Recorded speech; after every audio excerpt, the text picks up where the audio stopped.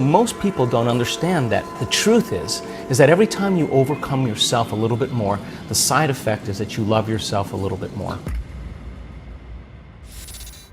It's not about your wealth. It's not about your health. It's not about your freedom. It's who you become. What actions, what behaviors do you want to change? Do you complain? Do you blame? Do you judge? Do you make excuses? How do you talk? Do you speak limited? Just pick 4 things that you're not going to do any longer. What emotions get you in trouble? And if you don't know, close your eyes for about 30 minutes and just watch where your mind goes and watch your feelings and just say, okay, it's frustration, it's unworthiness, it's self-doubt, it's guilt, it's frustration, it's shame. Just become conscious of those and just review them in your mind. You know, people say, oh, well, you shouldn't focus on the negative. Well, really? That's 95% of who you are. And you got to begin to dismantle or denature that old personality. And that means you're going to have to come up against the cravings that the body has emotionally. You know, like it's 8 o'clock in the morning and you're doing your meditation, you're normally in traffic.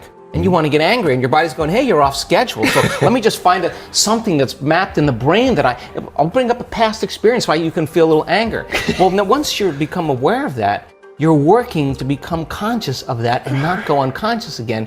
And it takes an incredible amount of awareness. Yes. It takes a great amount of consciousness, and you can't have consciousness without energy. So you got to raise your energy in order to get to it. Otherwise, you're going to be consumed. You're going to return back, right? So if you start becoming familiar, so conscious of those unconscious thoughts, they would never slip by your mind unchecked by you. And the research shows that you can get better at this. You could actually sense the thought before it comes. So then you start firing and wiring new thoughts. You start thinking to yourself, who am I going to be when I open my eyes? Well, how am I going to make a difference in the world today?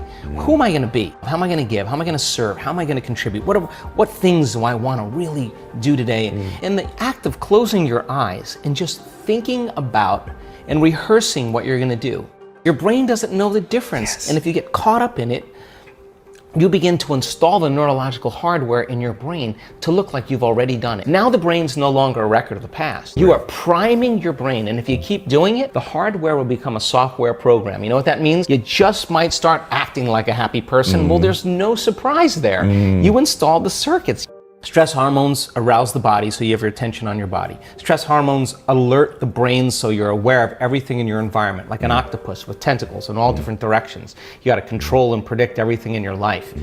And if you're living by the hormones of stress, you're always investing your attention and energy into the known future based on the past. So you're on a line of time here, in a timeline. So then, let's think about it. How are you going to make thought more real than anything else? How are you going to create from thought? Well, let's close our eyes. Let's disconnect from the environment. Less sensory information coming into the brain, less distraction, as you said. Let's play some soft music in the background. Let's stick some earplugs in our ear, whatever you want to do. Diminish sensory, but now you're sitting down, you're not eating, you're not tasting, you're not smelling, you're not feeling.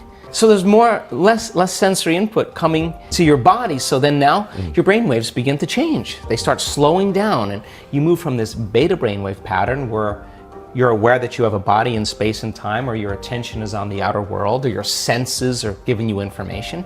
Less sensory information. Now your inner world starts becoming more real than the outer world, and you're not the voice in your head that's always talking to you. As your brain waves change, you start seeing in images and pictures and symbols, and less in that vocalization, that sub-vocalization. So your brain waves start changing the alpha. You're going to start creating, start dreaming, pretending. So then, if you say to your body, you're going to sit down for an hour, you stay, and your body's going to say, I'm going to die, my bladder is going to explode, I need a coffee, I got a lot of emails to do. That's the program. And you say to your body, today we do battle. And you sit through that and you make your way, even though your body's trying to get up and you keep settling it back down. I'm telling you, when you start your day that day, you will be more kind, more loving, less judgmental, more patient, more present, because you're mastering the present moment. That means you're not in the predictable future. You're not in the familiar past. You're mastering time. And so then, if where you place your attention is where you place your energy, and all of your attention is in the present moment, You've got a lot of energy to do amazing things. And you know when someone's present with you in your life because they're paying attention to you. And you know when they're not present with you because they're not paying attention to you. So the act of getting more present means you're putting a lot of energy in the present moment, and you're taking your power back from all these things and people in your life. So we teach people this.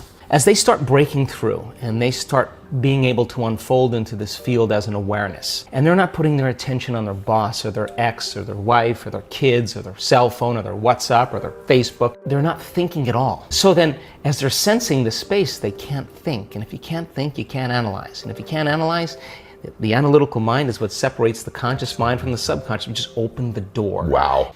Now, where you place your attention is where you place your energy. Why? Because we want this center to bloom. 1,400, 1,300 different chemicals that restore and regenerate the body. Let's breathe, let's open this up, let's practice this. Yeah, in the beginning, it's a little difficult, but you stay with it and you practice it, pedal by pedal by pedal. You're placing your attention there, you're putting your own life force. You're turning your love inward, and the body will start responding. And in a week's time, if we're doing that 3 times a day or over and over again, sooner or later that thing's going to start blooming. And just like when your sexual organs are aroused and they're engorged with blood, this center, when you start feeling love, you make a chemical called oxytocin. Oxytocin signals nitric oxide. Nitric oxide signals a chemical called derived endothelial relaxing factor. It causes the arteries in your heart to literally open up. So your heart is going to be filled with blood and oxygen and nutrients. It's physiological. It's going to feel full. And when that happens, you experience a level of love that passes all understanding. Your cup runneth over. Close your eyes. Retreat from your life. Disconnect from your body.